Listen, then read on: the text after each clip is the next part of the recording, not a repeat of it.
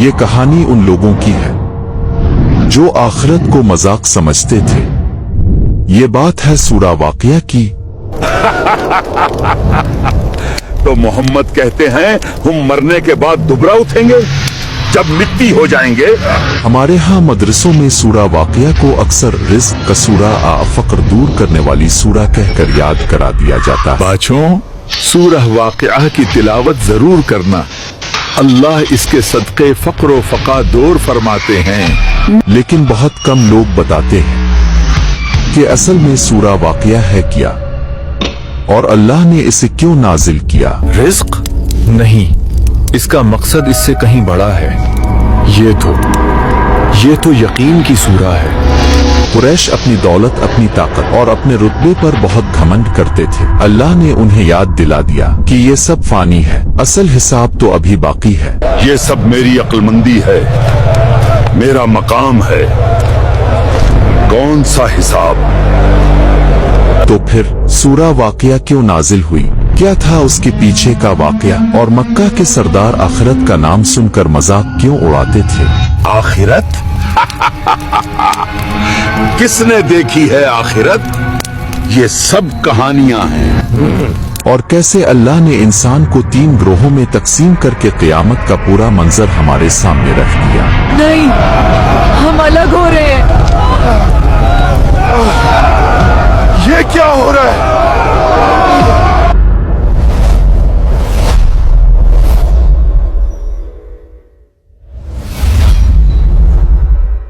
کیا ہم اور یہ غلام ایک ہی طرح اٹھائے جائیں گے؟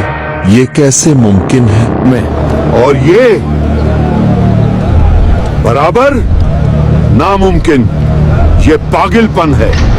لیکن سب سے اہم بات یہ ہے کہ یہ سورہ 1400 سال پہلے نازل ہوئی۔ آج ہماری زندگی میں اس کا کیا کردار ہے، یہی ہم اس ویڈیو میں سمجھیں گے۔ اتنا سب کچھ، لیکن کیا یہ کافی ہے؟ اس سب کا آخرت سے کیا تعلق؟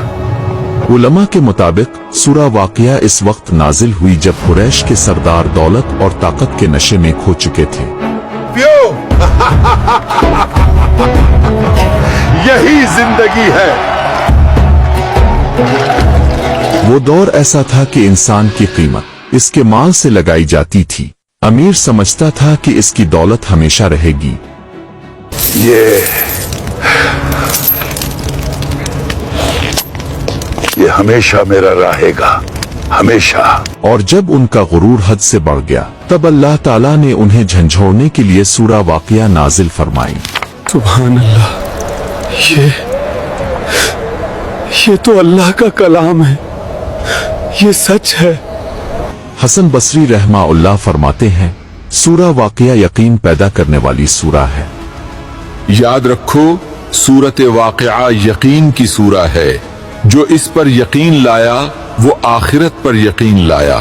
چلیے اب اس سورہ کو ایک آسان، خوبصورت اور جذباتی انداز میں سمجھتے ہیں۔ اللہ کے نام سے جو بڑا مہربان نہایت رحم والا ہے۔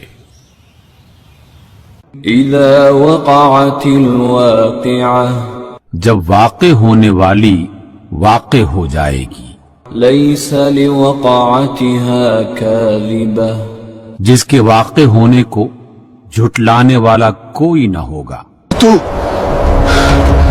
تو یہ سچ تھا۔ انہم كانوا قبل ذلك مترفین، یہ وہ لوگ ہوں گے جو اس سے پہلے خوشحال تھے، وَكَانُوا يُصِرُّونَ عَلَى الْحِنثِ الْعَظِيمِ، اور گناہ عظیم پر اصرار کرتے تھے۔ نہیں، میری حکومت،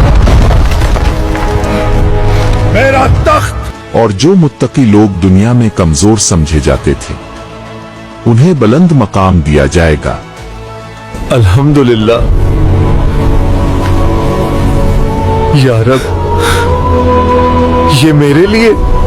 اللہ فرماتے ہیں، इस दिन तुम 3 ग्रोहों में तकसीम कर दिए जाओगे। मेरा बेटा नहीं, हम कहाँ जा रहे हैं? पहला गिरोह असहाब मशम्मा बाईं हाथ वाले, जिन्होंने अल्लाह के हुक्मों को नजरअंदाज किया। हटो यहाँ से। जिंदगी एक ही बार मिलती है, ऐश कर लो। उनके लिए वअस्हाबु शिमाल मा अस्हाबु शिमाल। और बाएं बाजू वालों का क्या पूछना। फी समूमिन व हमीम। गर्म तरीन हवा और खौलते हुए पानी में। पानी पानी, ये हवा।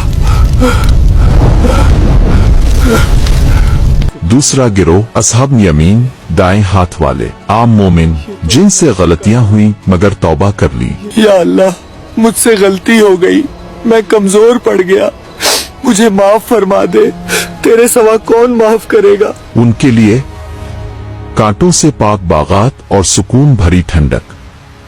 सुभान अल्लाह, यहाँ तो कांटे भी नहीं हैं, कितना सुकून है।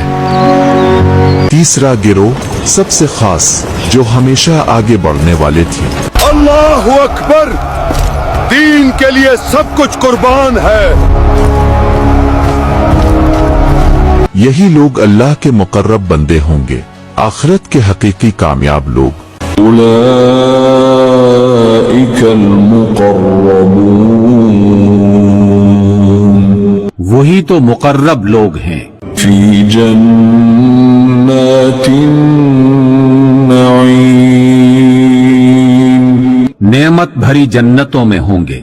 मक्का के सरदारों का सबसे बड़ा सवाल यही था, जब हम मिट्टी बन जाएंगे तो दोबारा कैसे जिंदा होंगे। ये जब ऐसा हो जाएगा तो कैसे जिंदा होगा, नामुमकिन। सवाल एक, पैदा तुम करते हो या अल्लाह करता है। अफ़रअय्तुम मा तुमनून। क्या तुमने गौर किया जो बूंद तुम टपकाते हो। अअंतुम तख्लुक़ूनहु अम नहनुल खालिक़ून। क्या तुम उसे तख्लीक करते हो या उसके बनाने वाले हम हैं। एक पानी के कतरे से इतना खूबसूरत इंसान, ये मेरा कमाल नहीं, ये रब का कमाल है। सवाल 2, खेती गाते तुम। इसका दरख्त तुमने पैदा किया है या इसके पैदा करने वाले हम हैं। ये आग इस लकड़ी के अंदर किसने छुला दी थी, वही जात है। अल्लाह पूछते हैं, ए इंसान, जो जात तुम्हें पहली बार पैदा कर सकती है, क्या इसके लिए तुम्हें दोबारा पैदा करना मुश्किल है। अगर ये सच है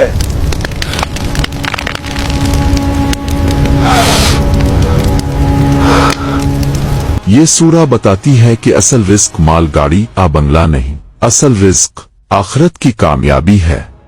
अल्हम्दुलिल्लाह, मुझे सब मिल गया।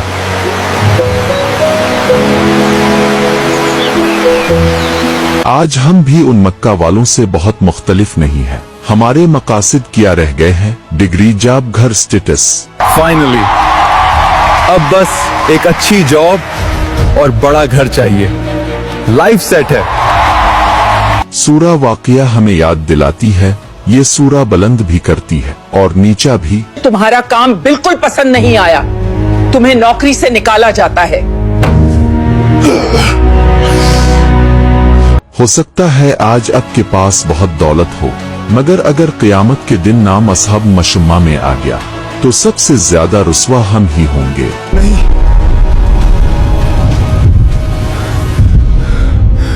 बाएं हाथ में नहीं। सूरा वाक़िया हमें एक सवाल पूछती है, अपना गिरोह खुद चुने। आप किस गिरोह में होना चाहते हैं। अल्हम्दुलिल्लाह,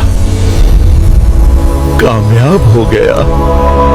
मैं कामयाब हो गया। हमारा मकसद ये है कि कुरान को इतना आसान और दिलचस्प बना दें कि हमारी नस्लें इसे खुशी से समझें। देखो बेटा, कयामत का मतलब ये होता है, अल्लाह हमसे ये कह रहे हैं।